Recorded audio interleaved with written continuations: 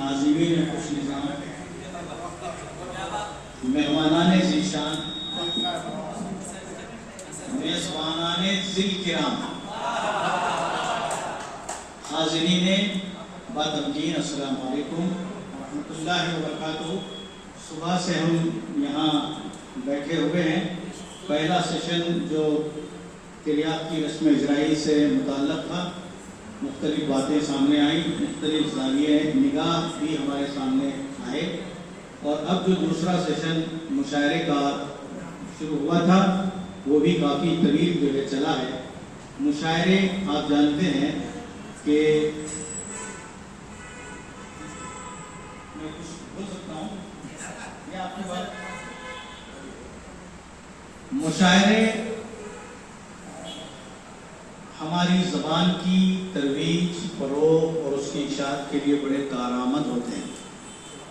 نہ صرف ہماری زبان، بیان، بلکہ ہماری تہذیب کے بھی بہترین ہمراہ ہوتے ہیں۔ مشاعروں کی اپنی اہمیت ہے، اور مشاعرے اگر سلیقے سے، جس طرح سے آج یہاں مشاعرہ ہو رہا ہے، ایسے چلیں اور شعراء کرام بھی اپنے جذبات، اپنے ادراکات، اپنے تجربات، اپنے مشاہدات کو اگر منظوم طریقے سے پیش کرتے ہیں تو ان کا یہ نظمیہ اسلوب بھی بہت کچھ متاثر کر سکتا ہے، زندگیوں میں انقلاب بھی لا سکتا ہے۔ ابھی دیکھیے کہ آج کے اس مشاعرے میں ہم دیکھتے ہیں کہ تقریباً 14 شعراء نے اپنے کلام سے ہم سب کو نوازا ہے، اور سب سے پہلے جو ہمارے یہاں اسماء عالم صاحبہ نے مشاعرے کے آغاز کے طور پر حاضر آئیں، اور مجھے بہت اچھا لگا کہ اسماء عالم صاحبہ کے ساتھ ساتھ امت الصالحہ نے بھی اپنا کلام سنایا، اور مجھے رہ کے خوشی ہوتی ہے کہ صغرا عالم صاحبہ نے اپنے جو شعری احساسات ہیں اور جو اپنے شعری لوازم ہیں وہ اپنے ساتھ لے نہیں گئیں، بلکہ اپنے جانشین کو بھی کچھ حوالے کر گئیں۔ تو لے کر خدا کا نام میں ساحل پہ آ گئی، بحر حیات میں کوئی ناخدا نہ تھے۔ یہ اب دیکھیے کہ ان کے یہاں بھی ہم محسوس کرتے ہیں، عام طور پر یہ دیکھا جاتا ہے کہ جب مشاعرہ ہوتا ہے تو مشاعرے کے آخر میں صدارتی کلمات تو نہیں ہوتے ہیں، بس صدر مشاعرہ اپنا کلام آخر میں سنا جاتا ہے۔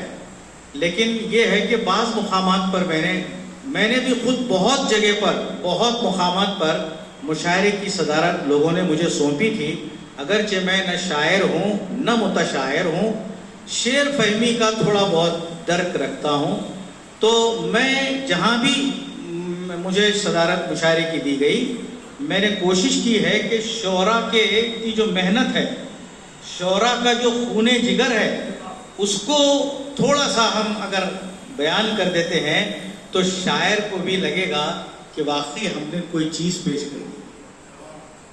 اب اس میں لکھیے کہ مفعول فاعلات و مفاعل فاعلون پہ انہوں نے پیش کیا تھا، لے کر خدا کا نام میں ساحل پہ آ گئی، مفعول فاعلات و مفاعل فاعلون۔ تو صغرا عالم صاحبہ بھی اس طرح سے لکھتی تھی، اور آپ نے بھی لکھا، بڑی خوشی ہوئی۔ اور میں کسی شاعر کو یہ ذمہ داری نہیں ڈال رہا ہوں کہ آپ وزن ہی میں لکھیے، بحر ہی میں لکھیے، ایسا نہیں ہے۔ دیکھیے بعض صوفی شعراء تو ایسے ہیں کہ انہوں نے سیکھا ہی تصوف برائے شعر گفتن خوب است، ڈاکٹر صاحبہ جانتی ہیں، مہر افروز صاحبہ، تصوف برائے شعر گفتن خوب است، کہ جو تصوف کی دنیا سے وابستہ ہوتے ہیں، بزرگان دین کو دیکھیے کہ آپ کہیں بھی یہ نہیں ملے گا کہ وہ کسی کی شاگردی اختیار کی، لیکن اتنے مربوط، اتنے مبسوط اور اتنے مضبوط کلام انہوں نے پیش کیا ہے کہ آج ہم انہیں خراج عقیدت پیش کرتے ہیں۔